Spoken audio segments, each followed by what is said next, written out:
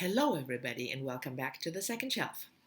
Last Thursday, on the 10th of October, the Nobel Prize in Literature was announced. Two prizes, to be exact, one for 2018 and one for 2019. And of course, I have to make a video about that, especially about the 2019 prize, because I have thoughts and feelings and opinions, and lots of them, so be prepared. But before I go into the Nobel Prize, I want to talk briefly about the only book prize that really matters, and that's our very own BookTube prize. I'm sure you are aware of it. It has been organized this year for the first time by Robert from Haus. Thank you very much, Robert, for taking on this new venture. And the winner has been announced the first weekend of October. A Letter to the Sky won this year's BookTube prize, and the prize is going on, of course, next year, and Robert needs judges, more judges, lots of judges. So he made a video, I will leave a link down below, where he explains what a judge does and how much work it is, and there's a link to a Google form where you can sign up. And please, if you're considering yourself part of the BookTube community, whether you are a content creator or whether you are a regular commenter, and wherever you live in the world, at least watch Robert's video and hopefully then sign up. You can sign up for various rounds, so it's not that you have to commit yourself to the whole prize for the whole 8 months, but it's a fabulous idea. It's a fabulous prize. Sure, there are things that could be improved, and the more people from the BookTube community who sign up who get involved in the prize, the better the prize will be. So go check out this video and sign up for the prize. Okay, now that we've talked about the most important book prize that there is, let's talk about the Nobel Prize in Literature for 2019. There has been also this year awarded the prize for last year. I will talk about that in a little bit, but let's just start with 2019. You probably already know that if you're following book prizes, the prize has been awarded to an Austrian author, Peter Handke. Peter Handke was born in 1942, and he's a well-known author. He has a big body of work, and I was not happy that the Nobel Committee gave Peter Handke the prize, and for various reasons. So I want to talk about that a little bit. If you're not familiar with Peter Handke, I will leave a link to a couple of his books down below that are important, at least in my opinion, with regard to the prize. First of all, I think the Nobel Prize Committee has announced just before the prize that there has been criticism, and rightfully so, criticism that it's a very male-dominated prize. If you count this year's prizes, the Nobel Prize in Literature has been awarded 116 times, and there are 15 women, including 2018 winner. So that's not a lot. I mean, we make up more than half of the population, so that's one thing. And if you know that, and then you award the prize again to a man, I mean, okay, they gave it to a woman for last year, but we still have some catching up to do. So it wouldn't have hurt if two women had won in a row, because men have won in a row lots of years. The other thing is that the Nobel Prize Committee also acknowledged that they have been in the past very Eurocentric and very white, which is also true. There have been one or two winners from Africa, two from China, I believe. You know, there's the occasional Japanese winner. You have a Russian now and again, like Svetlana Alexievich, who won a couple of years ago. But overall, the prize is very Western-centered.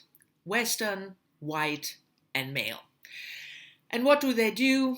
They award both prizes, by the way, for 2018 and 2019 to a European white person.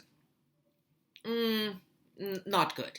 Not good. I mean, if you acknowledge it yourself already, you should act accordingly. So those are the first two issues that I have with Peter Handke, which doesn't have anything to do with him as a writer or as a person. It's just how the prize is distributed over the world. But I also have issues with Peter Handke as an author and as a person. If you followed the prize, you probably saw also in the news that there has been quite some controversy about awarding the prize to Handke. And that has mainly to do with Handke's publicly expressed opinions about the Yugoslavian wars, the conflict, especially the role of the Serbs in this conflict. Handke is pro-Serbian, he is pro-Milosevic, he said a couple of very, very stupid things about, some of the massacres in Sarajevo, for instance, have been staged by the Bosnians in order to blame the Serbs. So, yeah. I'm not going to go into much more detail than that, but I will leave links to more information about Handke's opinions on the war and his role in, being pro-Serbian down below. But of course, you could say you always have to separate the author from the work. So it's not a Nobel Prize in good moral behavior, it's a Nobel Prize in literature. And I would, in general, absolutely agree with you. I mean, if you look at the list of people who won the prize, or who were awarded the prize, I should rather say, in the past, I'm sure, they are not all nice people. I'm sure some of them treat their spouses badly, or, I don't know, have political opinions that I wouldn't support. That's that. But there is a difference in Handke, because his opinions are part of his work. He wrote books about the Serbian-Bosnian conflict. He not only expressed his opinion publicly, but it's part of his work. And I think that's a big difference. If a certain, for me at least, morally abject point of view is in the work, is expressed in the work, then you can't say, well, let's separate the author from the work. Even if you do that, it's still in the work. And I would like to remind you that the Nobel Prize in Literature is not given to a book. It's given to an author for his or her work. That was different in the past. In the early 20th century, the Nobel Prize was awarded for a specific book. If you look, for instance, at Thomas Mann, who won the Nobel Prize in the 1920s, he got the prize for the Buddenbrooks, so for one specific book. And if you do that, you can separate more easily, because then you only have to look at that one particular work. But the policy changed, and now it's just for the work in general. And if you do that with Peter Handke, then you have to include the works that express political opinions. It's hardly an opinion, by the way, it's just a distortion of facts that are part of the prize. And that's why I think it was a big mistake to give Handke the prize. And I'm not alone. Like I said, I will leave links to various articles down below that discuss the prize, and also to a public announcement from PEN America saying that they are really dumbfounded that this prize was awarded to Handke. And PEN America normally, they don't comment on prize winners, ever. So from that you can already deduct that this is really, really controversial. And the last thing that sort of bugged me with Peter Handke is that I don't think he's such a good writer.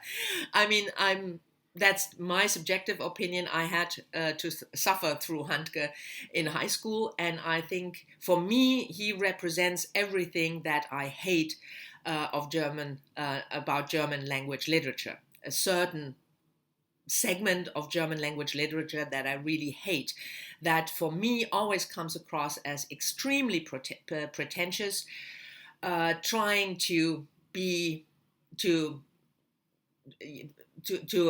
sort of come across as really deep without real depth, without backing it up with real intellectual or literary depth. But I know that I'm in the minority here, probably because a lot of people just adore his work. I don't. I think his style is just convoluted German language trying to come across as really very intellectually and literary deep, and it isn't. I don't think he's a very intelligent writer. That's my opinion. And the last thing about the prize is the fact that you give it to a person whose literary high point has been decades ago. I mean, Handke was the